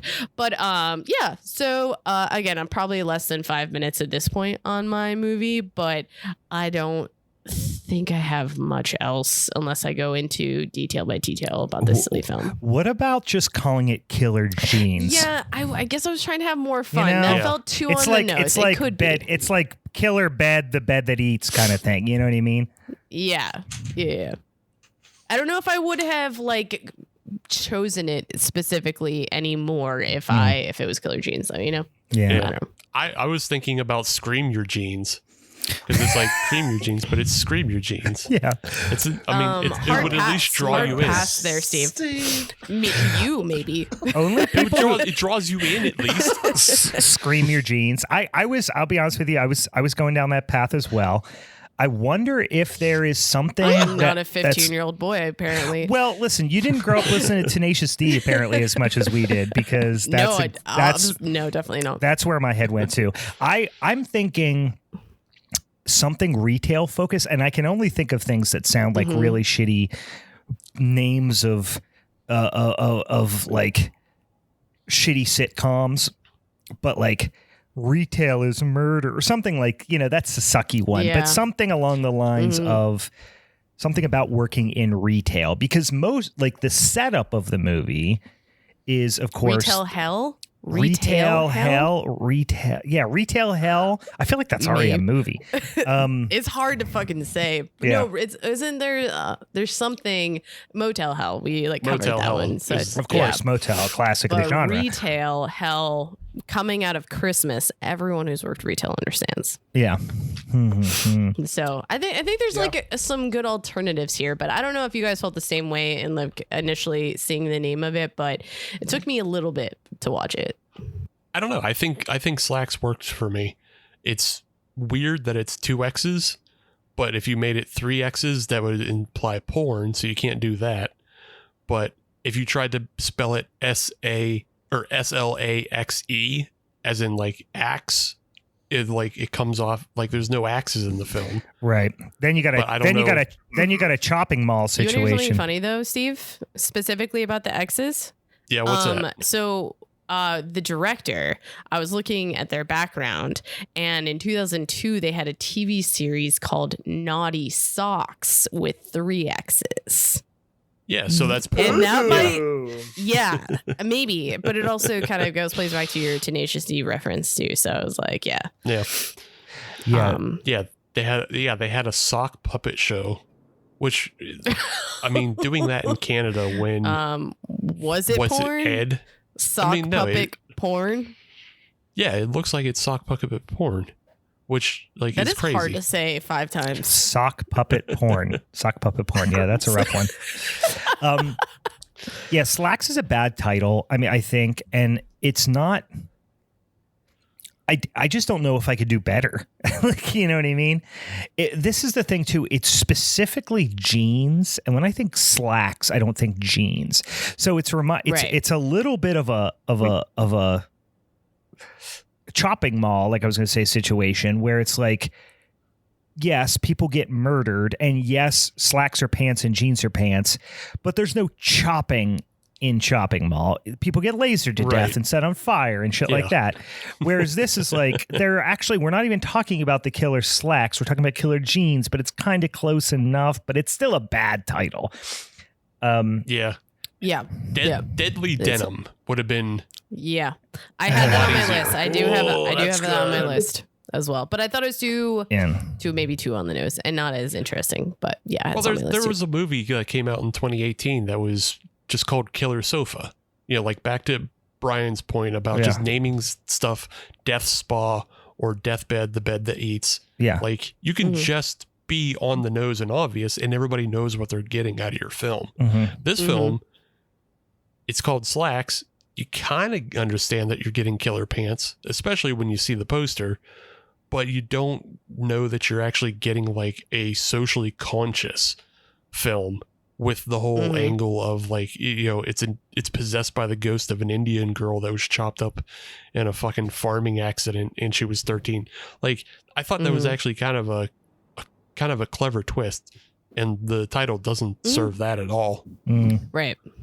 I think that's why Ethically Sourced was kind of like my top one, because I think it might intrigue people in different angles. Like, but I think the poster would have to go along really well with it. And I think I could see like, I don't know, like some machines, some blood, and it doesn't have to show the genes per se, but yeah.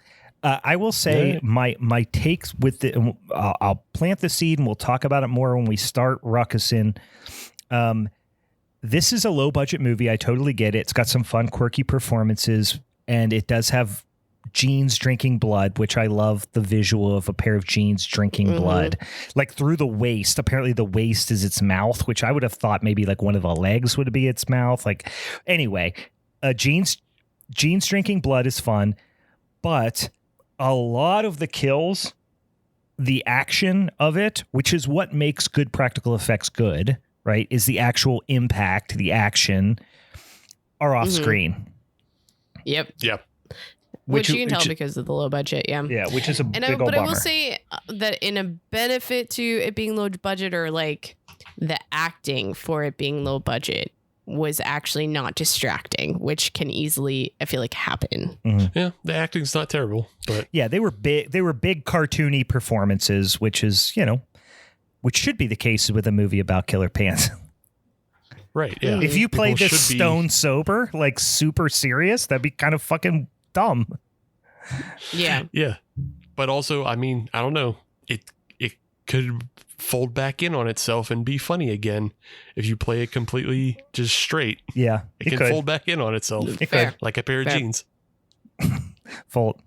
But those overnight retail sessions always get weird. Like if you've done inventory overnight in a clothing store or any retail setting, like people just become the most like base version of their archetype that they're bringing to the store anyway. Ooh, what if we do what if it's called like the folding or something dumb like folding.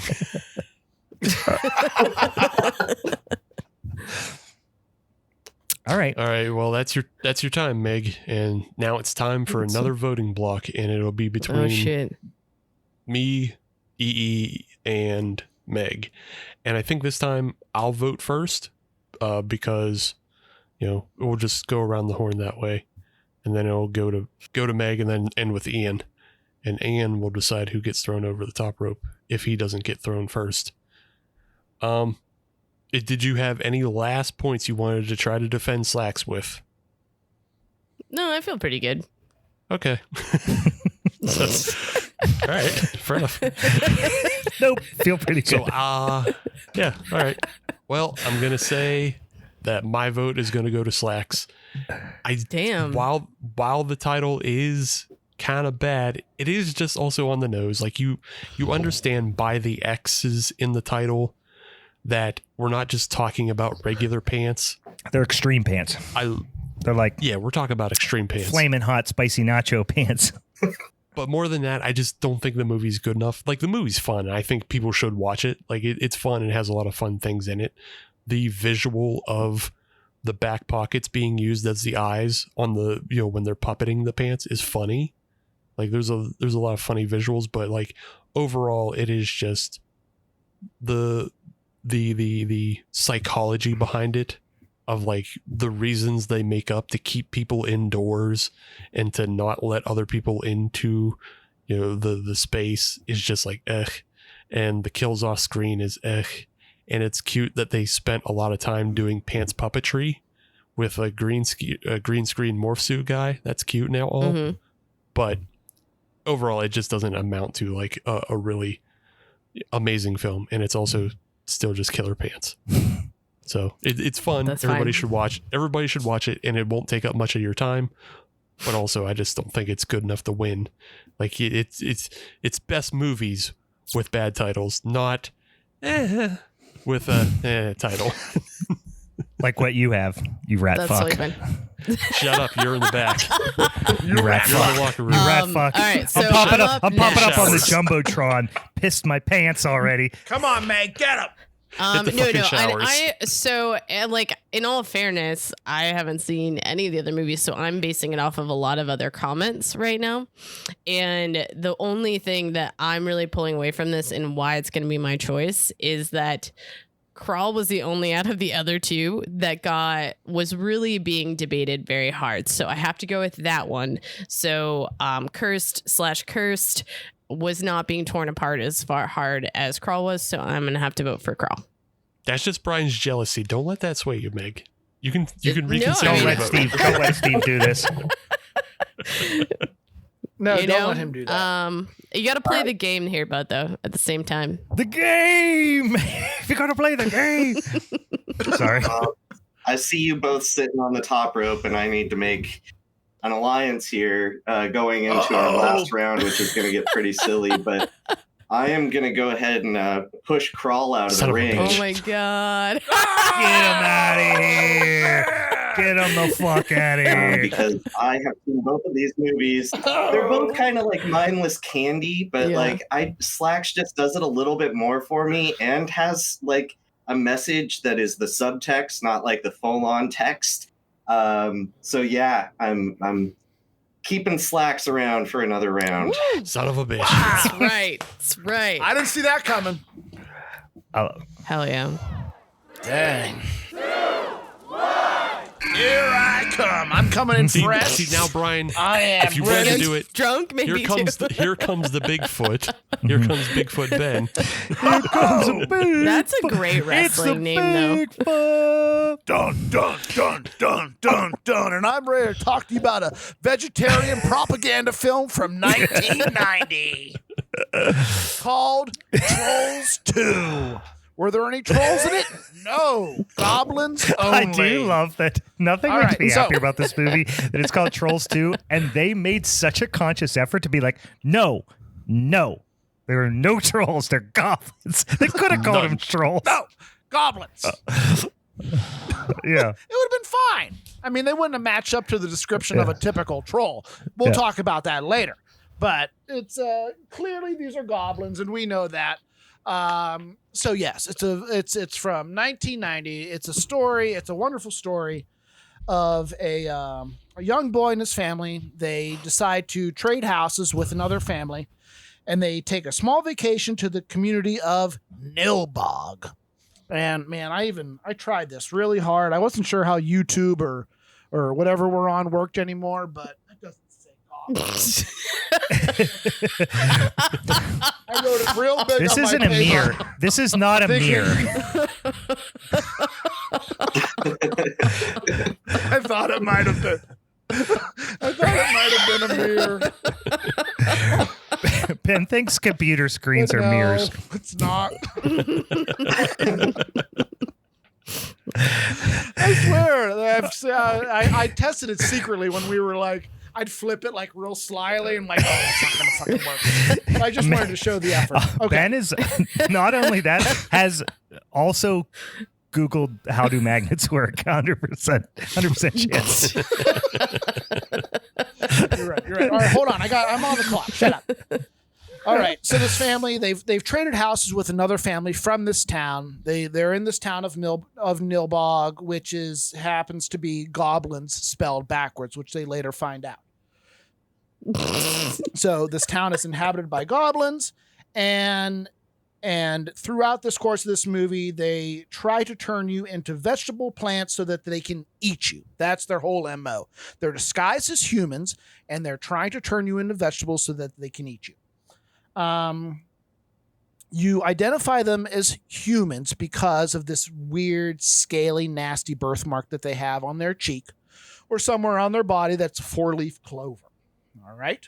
They also do a really great job of casting all these goblins disguised as humans because they really do look like goblins disguised as humans. They casted this as like, hey, do you have really strong, awkward features?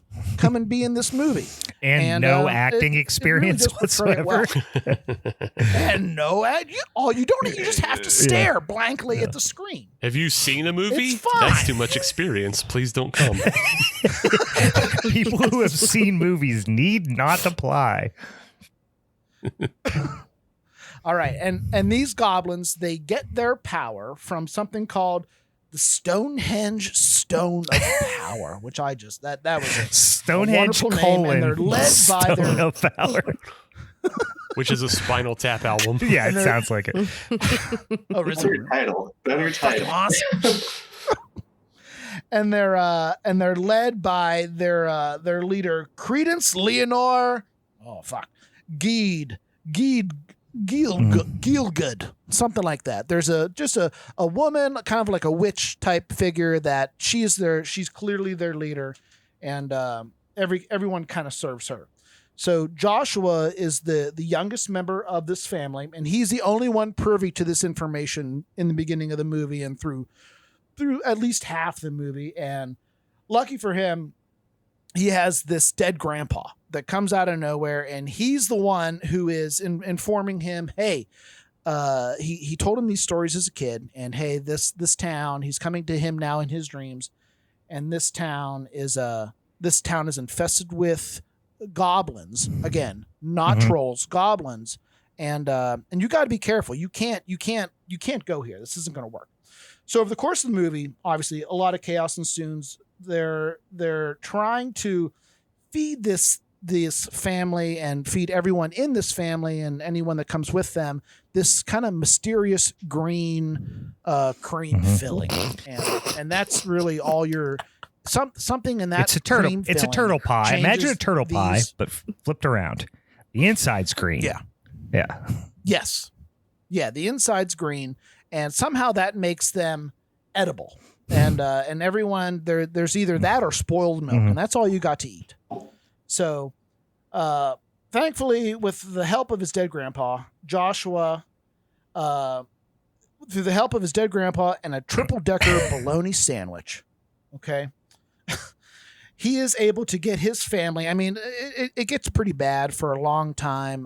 They eventually, the family kind of comes around, starts to realize that, oh shit, these guys aren't the gracious hosts that we thought they were. They are trying to eat us. Grandpa Seth, Ghost, comes back, is able to guide Joshua with the help of a triple bologna sandwich and motivate all his family to get back to the Stonehenge, Stone of Power, and convince them to all put their hand on it. And if they believe hard enough, that is able and does overpower the witch and really just crumble the whole goblin civilization, at least at that time, down. And they're able to escape Nilbog and get back to home. But actually, when you think they're safe and when you think the goblins are dead, the mom back, and the mom is one of the best actresses in this film. She, honestly, it should be illegal for her to act. She should have some sort of very specific court order that if she acts, she has to go to jail. Yeah. Her eyes in this movie were wild. If you didn't get to see this, you should, just for her looks of excitement. Well, it's all the same look every time. It was the same thing. So they're finally back home. The whole family's there, and we didn't even. I mean, the father character in this movie is wild. Hospitality. I've seen this movie. You can't piss on I've seen this movie 10 hospitality. times, and the only thing I can say about this movie is it has, of the top 10 most insane performances I've ever seen, it has 7 of them. I'm gonna say, like, roughly. Yeah, thank you. Yeah. Thank you. And remember that, guys, when we're deciding who to throw off the top rope next. I think that's a really important fact. So the whole family is at home now. Everyone thinks they're safe. Joshua he's a little hesitant to eat. You know, he's been burned by food before. Mom pulls out, I don't know, some kind of cream-filled pastry, eats it. She immediately starts bleeding green, falls over, clothes disintegrate away, and here are the goblins eating her body. Tits are out. She's dead. And Joshua screams. She's dead. End of scene. Tits are out. Done. She's dead. And yep. So I some alternative movie titles that I came up with. These are really great, guys. So listen up. Tell me which one's your favorite. We've got Nilbog, City of Prey. I like that. Okay. Goblin Queen, Horny for Teens. I like That that. one puts you behind the curtain. But made the at list certain video regardless. stores. That's what you have to make clear. It I made like the it. list. I still like it a lot. Green Cream Pies. Yeah, that's Again, behind a the curtain porno. again. Again, behind the another curtain. porno. I also like that a lot. Joshua and his quest for the Stonehenge Stone of Power. I think that's the best one. That Oh, one will might be that right one will over there. trick a lot of people. That really rolls off the tongue. Yeah, it has a real sword and sorcery kind of feel to it. It's a real John Carter of Mars type deal. If the kids found that by mistake, they wouldn't be disappointed in what they saw. And I'm sure I got some time left. Trolls are huge. They're giant, they're stupid, they're drolly. These were clearly very intelligent, very small. I mean, it's just like you couldn't be, in all the movies we talked about tonight, you could stretch the fact that these titles were relevant to what we watched. Trolls to this movie, not at all. Made no sense. The directors aren't the same. The characters aren't the same. The story isn't the same. Fucking just made up. They called it Trolls. It was supposed to be goblins, and I think they just piggybacked off of the Trolls movie and said Trolls 2. So, I don't know. I should win. There. Okay. Done. With 10 seconds to spare. Oh, that was a swoosh. That was a perfect 140 characters. They were really riding the wave of the success of Troll 1. Yeah. You're right. I did not what give they that. I didn't have time to give that the shout out that it needed to. This is the Hellraiser. This is like the which is it, Hellraiser 5, the one that wasn't even a Hellraiser movie. They just decided to make it one. This just kind of has those types of vibes. Sure. It really did. Yeah. No, Hellraiser 5 through 8, where it's just a police procedural where Pinhead shows up. Yeah. It's just it's a CSI real episode popular. or a something. It's just Yep. take out Ice Cube, add Pinhead. Mm-hmm. Yeah, all right, that's my spiel. or not Ice Cube, Ice T. Jesus Christ. Iced tea. Yeah. Big difference. Troll 2 is the best part of that movie, though. Like, Yes. we were talking good movies, bad titles. This is great title, Mhm. bad movie. Yeah. Well, this is the quintessential bad it's good movie. I mean, this is the room of genre films. Well, Brian, the fact that you had mentioned that you've watched this so many times told me everything I needed to know about this film in like one sentence, and that it's a bad movie. Yeah, I've introduced a lot of people to this movie, and I have never, I'm going to say, in the 10 viewings I've had of this movie, I've probably introduced, I'm going to say 30 to 40 people to this movie. And you know, I was their trip, you know, guide on their first viewing of this movie. God. And I have never had one person go, "Why the fuck did you make me do that?" Every one of them had a blast. Every one of them had a lot of fun. For the rest of the night, we were going, oh my God. We were doing we were just doing it because this is one of the most quotable movies of all time. There's 30 quotes at least in this movie that if you said it, I would immediately attribute it to Trolls 2. Heard. It's still a functionally bad movie. Yes, it's horrible. It's a horribly made movie. This was always the movie we threw on at the slumber parties after Evil Dead 2. Yeah. Yes. So if we're saying good movies, bad titles, Right. Okay. good is very subjective. And you could say good in that it's fun. It's a lot more fun than some of the other movies we've talked about here. But it's not. Oh my God! You're just shooting. It's not more gooder. Ben in the foot right now. All right. Well, I think it's time to move on to the voting block. And with that, I believe we'll actually start with Ben on this one.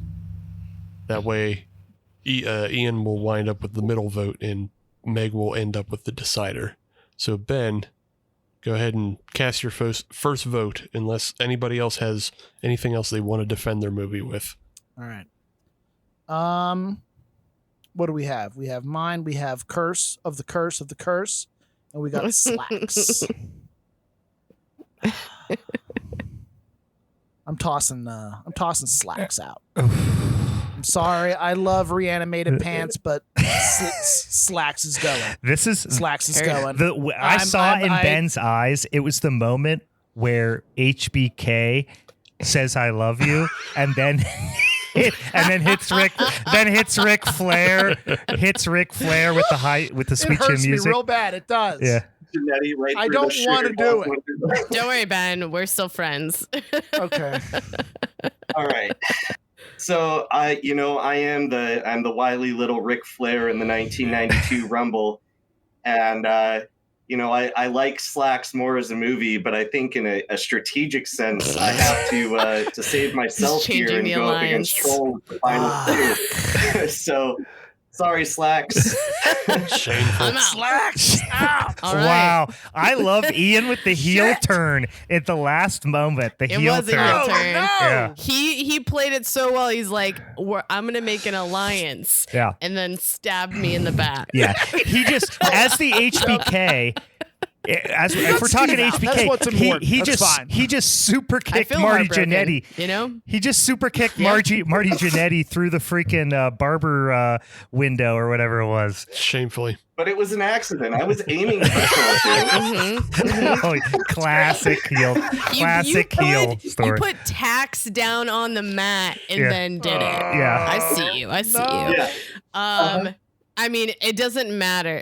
Actually, do I even need to vote now that I'm already out? Do I still have to do that? No, you don't have. No, Yeah, you don't have what to happens vote. now? Perfect. What do we do?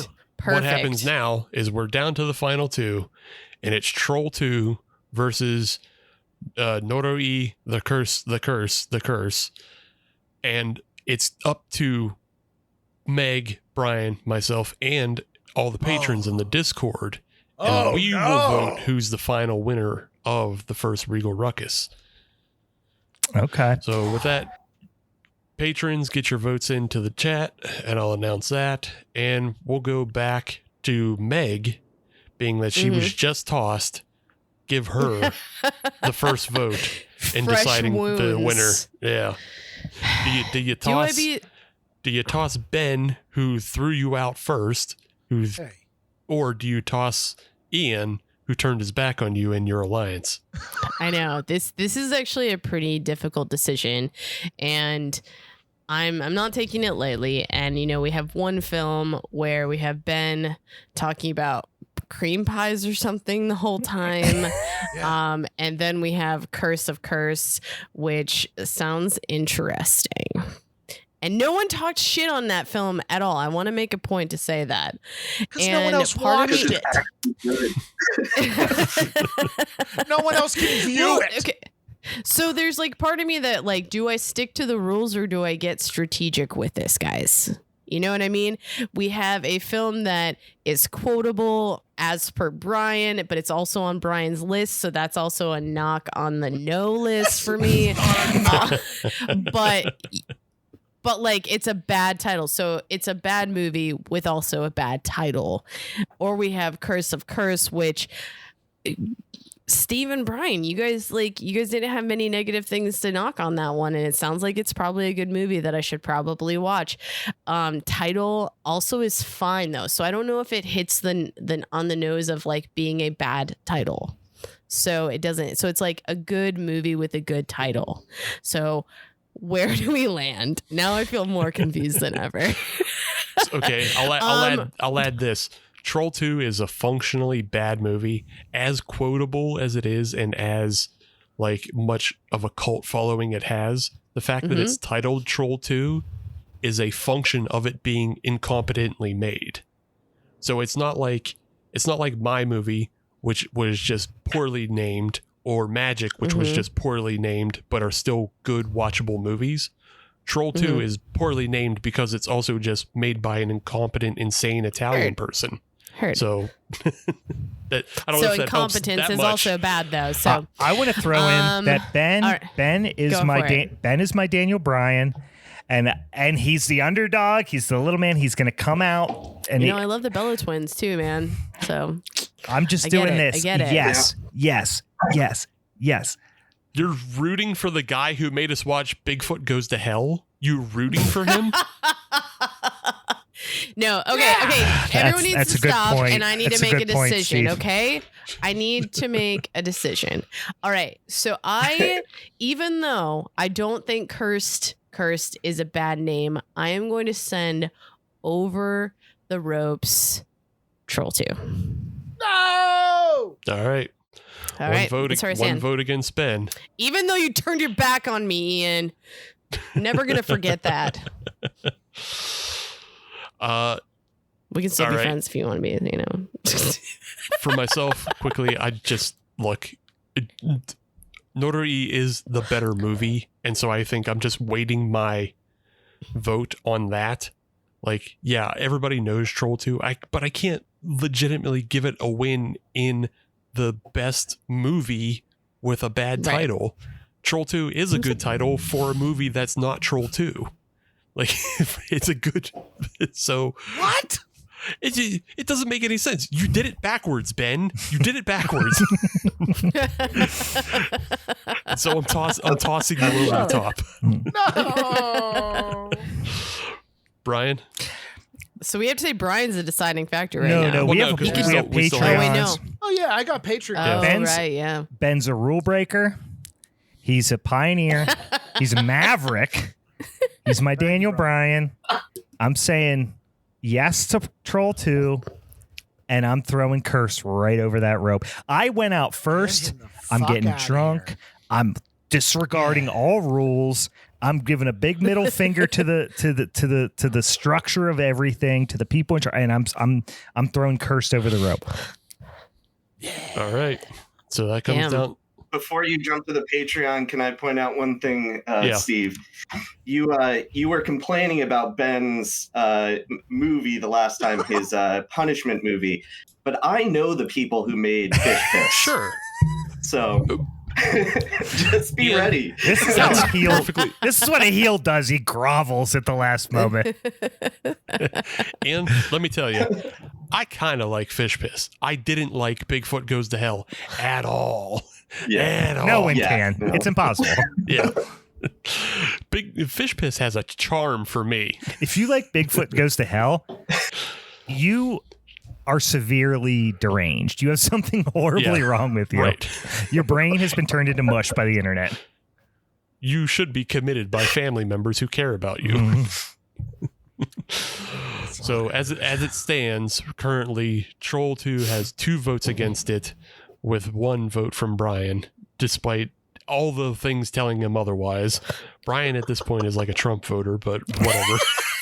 I just want to see it burn. I just want to see everybody burn. You're voting against your own interests, knowing what Ben has done to you in the past, you goose.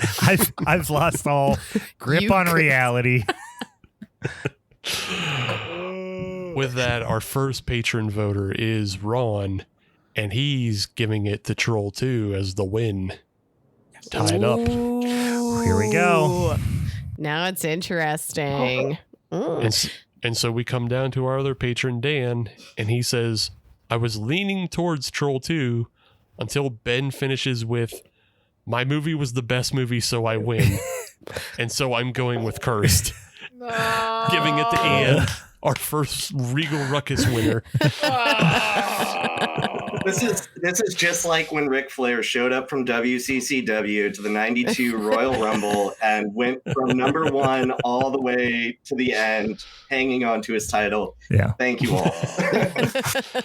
He went post to post, betraying everybody along the way. Yeah.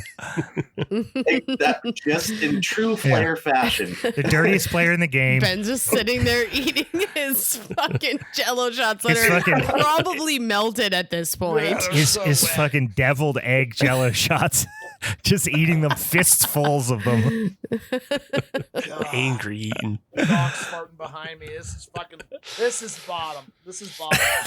This is it. You're gonna go into your Looks like You're gonna it. go into your angry room, Charlie's angry room after this. Oh, Good game, everybody. guys, that was Ruckus our it was. very first Regal Ruckus. What a fun time was had by all. Listen, I don't mean to say I told you so, but it was a slobber knocker. It was a barn burner. And it seems, listen, let us know. Shoot us a note, in the DMs or whatever on any of the social medias. Let us know if you like this format. I think it was a lot of fun. A great way to shake off the doldrums of January, get a couple drinks in us, start European uppercutting each other, and somebody's going to bring home that fucking championship strap. And of course, our first time guest, which does feel like it is, Steve, very apropos of the history of the show. First time guests fare pretty damn well. Historically speaking. We don't know him well enough. Yeah, historically speaking. No, exactly. We didn't We know how much he was going to betray us. We didn't know Ian was going to come in all smiley faced and grinning and being polite, and then heel turn us at the last minute, which was obviously a great strategy. So that being said, Ian, for next week, you are to the victor go the spoils, of course. So you have to all the rights and privileges of the champ go to you, and you get to bestow upon us a punishment movie that we have to watch for next week. Now, I will extend the invite to the entire group here, any and everyone who want to join us for our mini-sode next week to discuss whatever Ian bestows upon us. You absolutely can. There is a history also of the new guest throwing out a shit movie for us to watch, and then me and Steve having to just grovel in our pigsty shit pen by ourselves. So we could do that as well. But for anybody who wants to join, you obviously can. Ian, I most of the time, feel free to take your time. Do you have something in the hopper, or do you got to do a little thinking? It's fine either way. I have a few ideas, but I'd like to do a little thinking and maybe even like bounce some ideas off y'all if you're into that. But I do have a few things in mind. Like what's jumping straight out is like Shrek Crack, which is the same people who did Fish Piss, about some guys that smoke crack and watch Shrek, and then it becomes a slasher. And then also thinking Harlow's Haunt, which is just a buddy of mine's film that stars Jim Dugan, who played Grandpa in the Texas Chainsaw Massacre. But I'm gonna bounce around some ideas, and then I will get back to y'all as soon as I like have that. something. I like that. I like a surprise too for the listeners. So, okay. Well, thank you all for coming on. Bag, which is a combination of Ben and Meg. Ben, the Boghag herself. Meg, thank you for resurrecting yourself out of the bog. And this isn't even Boghag season. I'm still alive, guys. Normally, Boghag summer is when you really come alive, and this is the dead of Boghag winter. So we appreciate you coming out of hibernation. I am hibernating. Yeah, Ian, taking a lot of naps. Thank you again for coming on. It was super fun to have you. Appreciate the heel turn last minute, and of course, all of our friends in the Patreon or in the Discord, our Patreon friends who joined us as well. Any final thoughts from the roster here of our first ever Regal Ruckus before we wrap this son of a bitch up? I am drunk. I am beaten. And I have to pee. That's things Ric Flair says Yep. today. We're going to go nurse our wounds. Thanks for having me on, y'all. That was great. That was an absolute blast. So anytime you want to invite me back, I'm happy to show up and defend my title. I love it. It's a pleasure to have you. I know out in Seattle you don't have a giant eagle, and you probably don't know what Isley's Chip Chopped Ham is. But if you walk in to any giant eagle location and tell them you are the Halloween is Forever champ showdown for that month, you get half off Chip Chopped Ham to Giant Eagle. So I know that probably doesn't come into isn't going to come into effect for you too much, but for those of you who are interested in challenging for the championship in the future and do have a Giant Eagle in your greater metropolitan area, it's important to know that. All right, for the Halloween is Forever crew, I'm Brian. I'm Steve. I'm Meg. I'm Ben. I'm Hallow Ian. All right, see you around, you fucking spookies. Bye. Bye. I'm falling down a hole.